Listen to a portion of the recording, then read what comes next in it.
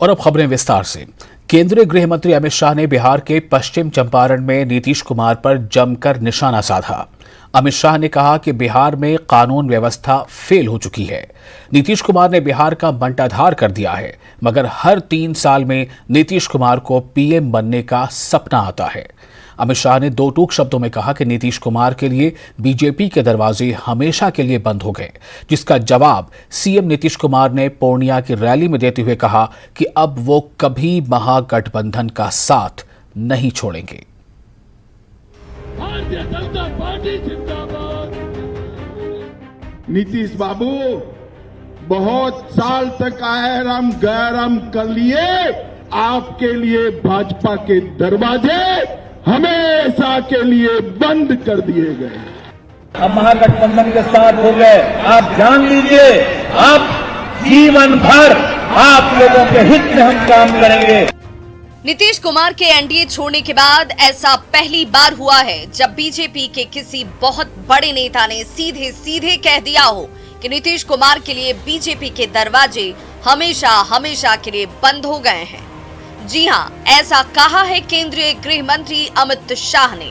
पश्चिम चंपारण के लौरिया में हुए बीजेपी की रैली में अमित शाह ने दो टूक शब्द में कहा कि अब नीतीश कुमार के लिए बीजेपी के दरवाजे हमेशा हमेशा के लिए बंद हो गए हैं।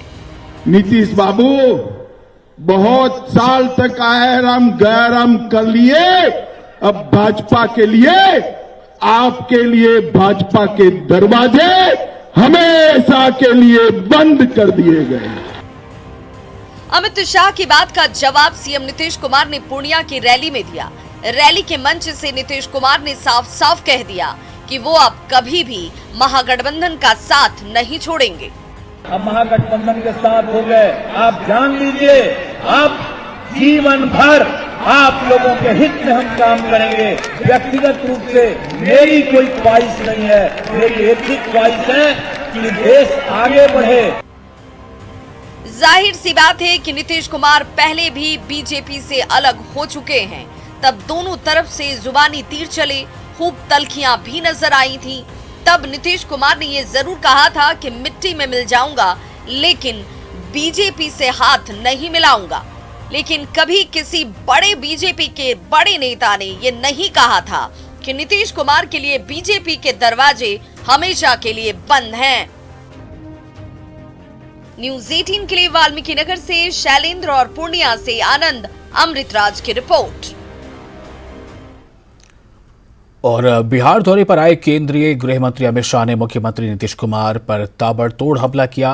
लौरिया के मैदान से पटना के बापू सभागार तक कुछ ही घंटे के भीतर अमित शाह ने नीतीश कुमार पर जोरदार हमला बोला। अमित शाह ने कहा कि जिस नीतीश कुमार का जीवन कांग्रेस के विरोध में बीता, वही आज पीएम बनने की लालच में सोनिया गांधी और लालू प्रसाद की गोद में जा बैठे हैं।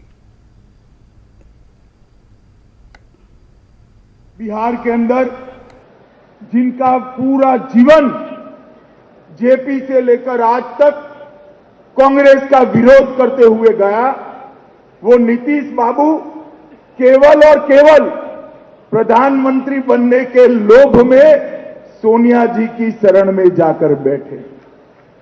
जिस नीतीश बाबू ने उस वक्त जनता पार्टी तोड़ी, क्यों? क्योंकि लालू जी की जातिवादी राजनीति और भ्रष्टाचार के खिलाफ लड़ाई लड़नी थी।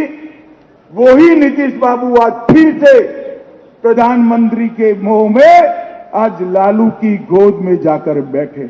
और अब आपने जब वादा कर ही दिया है कि लालू जी के बेटे को आप मुख्यमंत्री बनाएंगे, तो भला तीखी बता दो बिहार वाले को।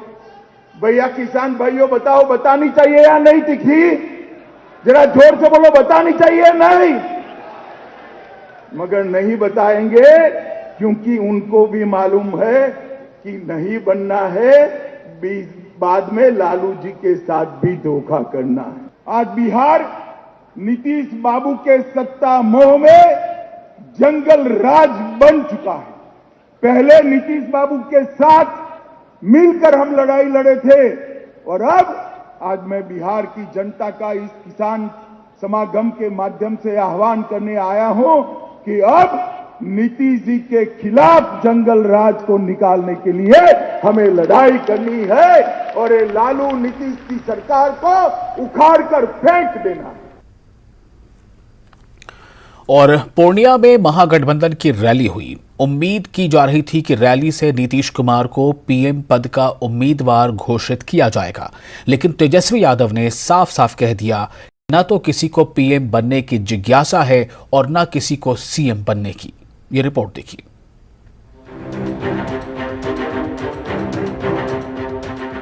जब से ये पोस्टर लगा था तब से ये कयास लगाए जा रहे थे कि महागठबंधन की महारैली से नीतीश को पीएम पद का उम्मीदवार प्रोजेक्ट किया जाएगा, लेकिन पूर्णिया के इस रैली के मंच से ऐसा कुछ भी नहीं हुआ। मंच पर महागठबंधन की एकजुटता तो दिखी, लेकिन ना तो आरजेडी प्रमुख लालू प्रसाद ने और ना खुद नीतीश कुमार ने इसका कोई जिक्र किया। और तो और आरजेडी नेता और डिप्टी सीएम तेजस्वी यादव ने ये कहकर इस राजनीतिक कयासबाजी पर ही विराम लगा दिया कि न तो किसी को सीएम बनने की इच्छा है और ना किसी को पीएम बनने की। प्रधानमंत्री मुख्यमंत्री बनने की किसी की जिज्ञासा नहीं है, बस इतना ही हम लोग चाहते हैं कि 24 से उन लोगों को बेदखल करने का हम लोग काम करें। कुछ लोग कहता रहता है तरह तरह की बातें, हम कह देना चाहते हैं बिहार के मुख्यमंत्री नीतीश कुमार जी के साथ हम मजबूती के साथ खड़ा हैं। किसी को कंफ्यूज होने की जरूरत नहीं है और बकवास की बातों पर ध्यान नहीं देना। माले की सभा में नीतीश कुमार ने इशारों ही इशारों में बहुत कुछ कह दिया था।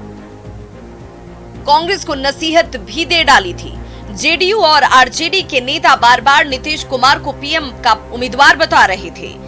इसके बाद कयासों का बाजार गर्म हो गया था कि पूर्णिया की रैली में नीतीश के नाम का ऐलान हो जाएगा, लेकिन सवाल है कि आखिर ऐसा क्या हुआ कि महागठबंधन की रैली में नीतीश कुमार की पीएम उम्मीदवारी पर कोई ठोस बात नहीं हुई।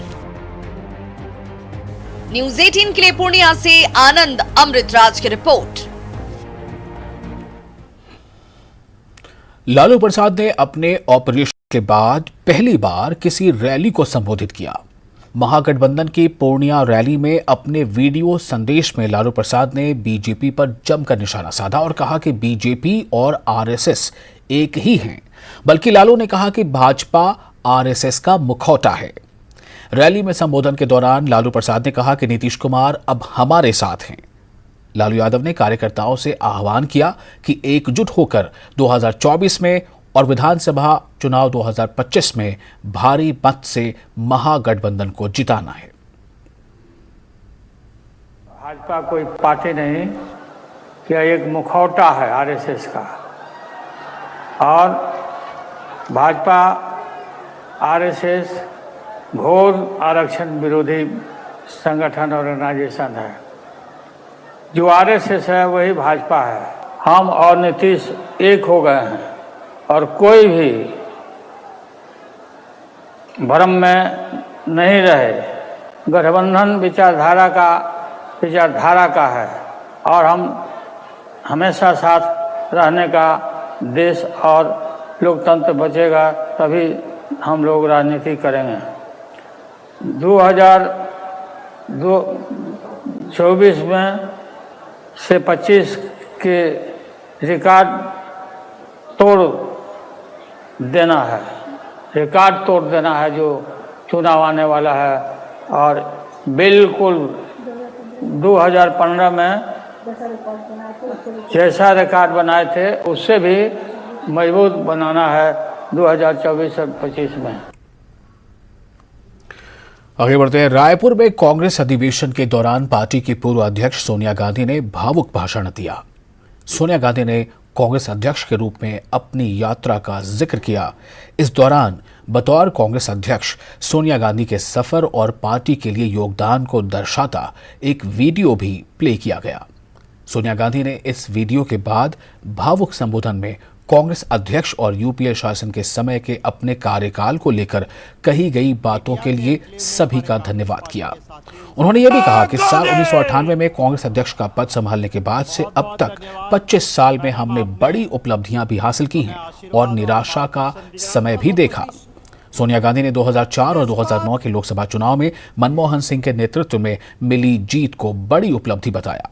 उन्होंने कहा कि इससे मुझे व्यक्तिगत संतोष मिलता है, लेकिन जो बात मेरे लिए सबसे ज्यादा संतोषजनक है वो ये है कि मेरी पारी भारत जोड़ो यात्रा के साथ समाप्त हो सकती है, जो एक महत्वपूर्ण पड़ाव पर आई है।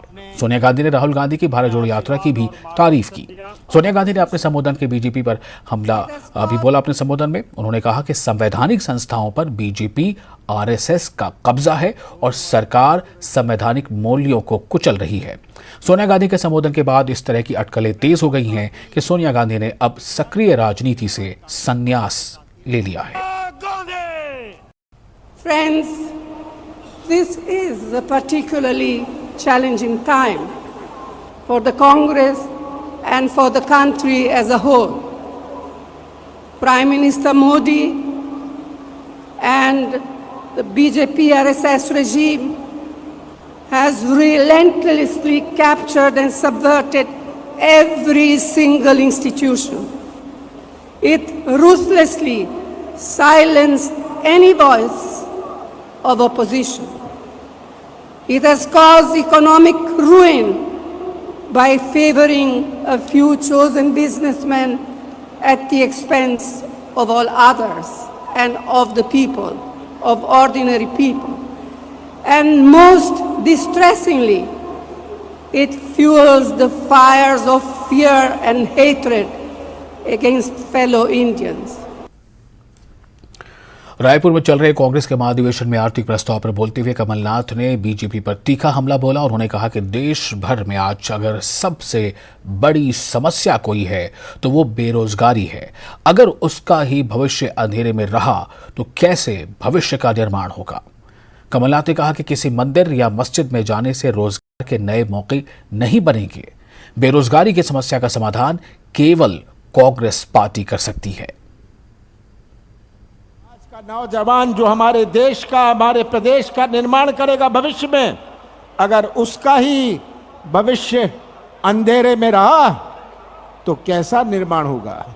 इनकी पीड़ा आज हमें समझने की आवश्यकता है। ये बेरोजगारी जो सबसे बड़ी चुनौती है, कोई मंदिर या मस्जिद में जाने से रोजगार के नए मौके नहीं बनेंगे। हम बात कर सकते हैं जीडीपी की, हम बात कर सकते हैं बहुत सारे तरह तरह की आंकड़ों से, पर उन आंकड़ों में मैं जाना नहीं चाहता हूं। मैं तो कहता हूं कि बेरोजगारी की समस्या का समाधान केवल कांग्रेस पार्टी कर सकती है। ब्रेक के बाद एक बार फिर आपका स्वागत है। आप देख रहे हैं न्यूज 18 जम्मू कश्मीर लद्दाख हिमाचल पर नेशनल न्यूज। उत्तर प्रदेश विधानसभा में शनिवार को मुख्यमंत्री योगी आदित्यनाथ और नेता प्रतिपक्ष अखिलेश यादव के बीच जमकर बहस हुई। सदन में कार्यवाही के दौरान प्रयागराज शूटआउट मामले पर बयान दे रहे सीएम योगी ने मुलायम सिंह के बयान लड़कों से गलती हो जाती है का जिक्र कर दिया, तो बीच में टोकते हुए अखिलेश ने चिन्मयानंद को लेकर सवाल पूछ लिया। इससे आग बबूला योगी बोल पड़े कि जो अपने पिता का सम्मान नहीं कर पाए उन्हें प्रदेश में सुरक्षा की बात करते शर्म आनी चाहिए। इस दौरान योगी आदित्यनाथ ने मुलायम सिंह यादव के राज में मायावती के साथ हुए गेस्ट हाउस कांड का भी जिक्र किया। सदन में राज्यपाल के अभिभाषण पर चर्चा के दौरान सपा के विधायकों ने जमकर हंगामा किया। इसी मुद्दे को लेकर सीएम योगी और अखिलेश के बीच तीखी नोकझोंक शुरू हुई। वहीं विधानसभा में प्रयागराज हत्याकांड पर बोलने के दौरान मुख्यमंत्री योगी आदित्यनाथ ने कहा, ये जो अपराधी और माफिया हैं, आखिर ये पाले किसके द्वारा गए हैं? क्या ये सच नहीं है कि जिसके खिलाफ एफआईआर दर्ज है उन्हें सपा ने ही सांसद बनाया था? आप अपराधी को पालेंगे और उसके बाद आप तमाशा बनाते हैं। हम इस माफिया को मिट्टी में मिला देंगे। इस पर अखिलेश यादव ने कहा कि हम भी चाहते हैं कि माफिया खत्म हो, लेकिन सीएम की यह क्या भाषा है कि मिट्टी में मिला देंगे? ये भाषा सही नहीं है। सच नहीं कि समाजवादी पार्टी ने उन्हें एक सांसद बनाया था, ये सच नहीं है। आप अपराधियों को पालेंगे। प्रदेश पार्टी जिस किसी ने पार्टी का रहा हो, बताइए तो अपराधी नहीं था, किस पार्टी का था, किस पार्टी का था? आप सारे अपराधियों को पालेंगे, उनको माल्यार्पण करेंगे और उसके बाद तमाशा बनाते हैं आप लोग। एक तरफ अपराधियों को प्रश्रय देंगे, उन्हें गले का हार बनाएंगे और दूसरी तरफ फिर दोषारोपण भी करेंगे। दिल्ली नगर निगम के स्थायी समिति के 6 सदस्यों के चुनाव पर दिल्ली हाईकोर्ट ने रोक लगा दी है। हाईकोर्ट ने स्टैंडिंग कमेटी के नए सिरे से चुनाव पर रोक लगा दी है। शुक्रवार को एमसीडी सदन में हंगामे के बाद दोबारा सोमवार मतदान होने वाला था। एमसीडी में हंगामे के बाद सोमवार की सुबह 11 बजे तक के लिए मेयर शैली ओबेरॉय ने कार्यवाही स्थगित कर दी थी। बीजेपी के पार्षदों ने इसे लेकर याचिका दायर की थी। इस मामले पर दिल्ली हाईकोर्ट ने एलजी, मेयर, एमसीडी को नोटिस भी जारी किया। हाईकोर्ट ने स्पष्ट निर्देश दिया कि mayor ballot paper, CCTV footage और उपलब्ध किसी भी अन्य जानकारी को सुरक्षित रखें। बता दें कि दिल्ली नगर निगम में स्टैंडिंग कमेटी के सदस्यों के चुनाव में धांधली का आरोप लगाते हुए बीजेपी पार्षद शिखा रॉय और कमलजीत सहरावत ने दिल्ली हाईकोर्ट में अर्जी दाखिल की थी। स्टैंडिंग कमेटी के चुनाव के दौरान मेयर शैली ओबेरॉय द्वारा एक वोट अवैध घोषित कर दिया गया था, जिसका बीजेपी ने विरोध किया था। कल जिस तरह से आपके सामने पूरा इलेक्शन शांति से कंडक्ट हुआ था, काउंटिंग भी बिल्कुल शांति से हुई थी, मेयर के सुपरविजन में हुई थी और जो उनका असिस्ट करने वाला स्टाफ है उसने एक एक वोट को काउंट करके उनको रिपोर्ट दे दी थी।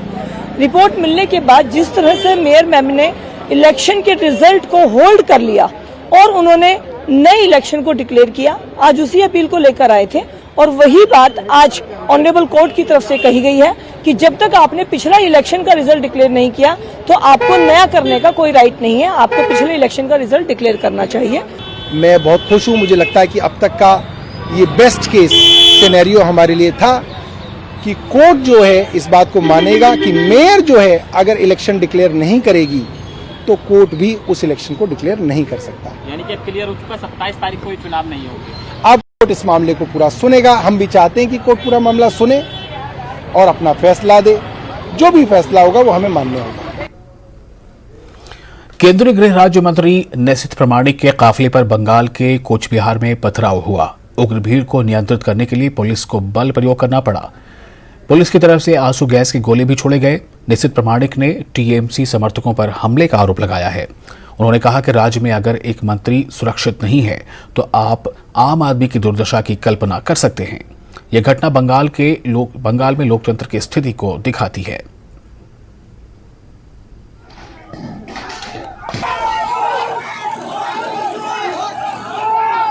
बंगाल का जो राजनीतिक सिचुएशन है, यहाँ पर डेमोक्रेसी पूरी तरह से कोलैप्स हो चुका है। आप देख रहे हैं किस तरह दुष्कृतिकारियों को लेकर टीएमसी राजनीति कर रही है। यहाँ पर नेता मंत्री सुरक्षित नहीं है तो आम आदमी का क्या हाल हो सकता है, एक बार आप देख लीजिए। आज मैं कहूँगा कि तृणमूल कांग्रेस का इस जो बिहेवियर है इसको मैं धिक्कार करूँगा और पुलिस का जो यहाँ पर जो रोल है, आप देखिए जो लोग बॉम्ब मार रहा है, जो लोग पत्थरबाजी कर रहा है उनको सेव कर रहा है, पुलिस उनको प्रोटेक्ट कर रहा है। तो बंगाल का जो डेमोक्रेसी है मैं कहूँगा पूरी तरह से कोलैप्स हो चुका है। यहाँ पर जो रूल ऑफ लॉ है पूरी तरह से यहाँ पर कोलैप्स हो चुका है। प्रयागराज में पूर्व विधायक राजू पाल हत्याकांड के मुख्य गवाह उमेश पाल और उनके गनर की हत्या का नया वीडियो सामने आया है। इस वीडियो में उमेश पाल अपने गनर के साथ सुलेम सराय स्थित आवास के सामने कार से उतर रहे हैं। उसी समय वहां मौजूद हत्यारों ने उन पर कई राउंड फायरिंग की। फायरिंग के दौरान दस्ती बमों का भी इस्तेमाल किया गया। सीसीटीवी फुटेज सामने आने के बाद पुलिस हत्यारों की शिनाख्त करने और उनकी धरपकड़ के अपने अभियान को और तेज कर दिया है। उमेश पाल हत्याकांड मामले में धूमनगंज थाने में पूर्व सांसद अतीक अहमद, उनकी पत्नी शाइस्ता परवीन और उनके भाई पूर्व विधायक खालिद अजीम अशरफ के खिलाफ आईपीसी की कई धाराओं के तहत नामजद एफआईआर दर्ज की गई है।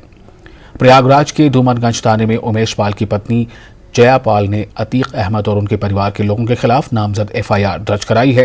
एफआईआर में अतीक अहमद के परिवार के सदस्यों के अलावा 9 अज्ञात लोगों को भी शामिल किया गया है।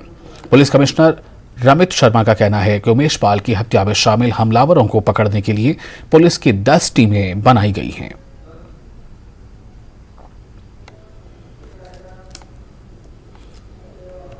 दिनांक 24 फरवरी 2023 को जनपद प्रयागराज के थाना धूमनगंज क्षेत्र के जयंतीपुर में श्री उमेश पाल और उनके 2 सुरक्षाकर्मी के ऊपर जानलेवा हमला की घटना कारित की गई थी।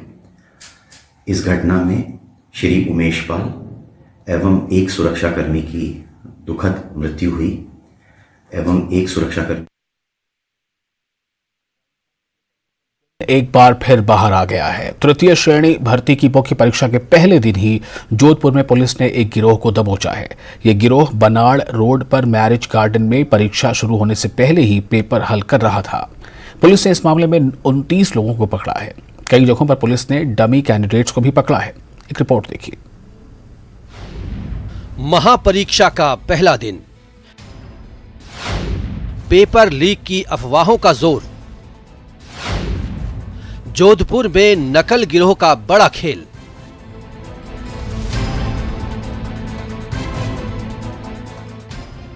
रीट मेंस यानी थर्ड ग्रेड टीचर भर्ती परीक्षा में एक बार फिर नकल की अफवाहों ने जोर पकड़ा। मुख्य परीक्षा के पहले दिन ही जोधपुर में एक गिरोह पुलिस के हत्थे चढ़ा। ये गिरोह बनाड़ रोड पर मैरिज गार्डन में परीक्षा शुरू होने से पहले ही पेपर हल करवा रहा था। इनमें 19 लड़के और 10 लड़कियां शामिल थी। सभी को हिरासत में ले लिया गया है। गिरोह के कुछ सदस्यों को पकड़कर उनके कब्जे से एक लैपटॉप, प्रिंटर और कुछ मोबाइल बरामद किए गए हैं। लैपटॉप में एक प्रश्न पत्र की PDF फाइल मिली है। साथ ही अभ्यर्थियों को उत्तर लिखवाते हुए कागज भी मिले हैं। प्रारंभिक तौर पर असली प्रश्न पत्र से इसका मिलान नहीं हुआ। राजस्थान कर्मचारी चयन बोर्ड के अध्यक्ष हरि प्रसाद शर्मा ने दावा किया कि जोधपुर से पेपर आउट होने की अफवाह गलत निकली है। कहीं कोई पेपर लीक नहीं हुआ है। जो लेवल 1 की परीक्षा थी उसके बारे में वो सकुशल संपन्न हो गई है। कहीं से कुछ एक डमी कैंडिडेट्स की जरूर आई है। उनमें जो भी स्थानीय पुलिस है वो अपने स्तर पे कार्रवाई कर रही है कानूनी। और एक इंसिडेंट जोधपुर के समय आया था, उसमें जिला पुलिस एवं जिला प्रशासन ने परीक्षा खत्म होने के बाद प्रश्न पत्र के प्रश्नों का संदिग्ध प्रश्न पत्र से मिलान कराया। एक भी क्वेश्चन मेल नहीं खा रहा। इस संबंध में जिला पुलिस ने प्रेस नोट भी जारी किया एवं जिला प्रशासन ने भी इस समय में स्पष्ट कर दी स्थिति। इधर जोधपुर में नकल करवाने की कोशिश के तार सांचौर से जुड़ रहे हैं। पुलिस ने सांचौर के रहने वाले सुरेश जाट और मुकेश जोशी को गिरफ्तार किया है। मुख्य सरगना की पुलिस को अभी भी तलाश है। पुलिस के मुताबिक आरोपियों ने अलग अलग अभ्यर्थियों से 5 से 10 लाख रुपए में सौदा किया था। परीक्षा देने के बाद ये रकम देनी थी। कुछ सूचना पुलिस को मिली थी कि कुछ परीक्षार्थी है वो चोरी छिपे कुछ पेपर आउट होकर इनको मिलाने की प्रैक्टिस कर रहे हैं। और इसी के साथ नेशनल न्यूज में फिलहाल इतना ही, लेकिन न्यूज 18 JKLH पर तमाम बड़ी और अहम खबरों का सिलसिला जारी रहेगा।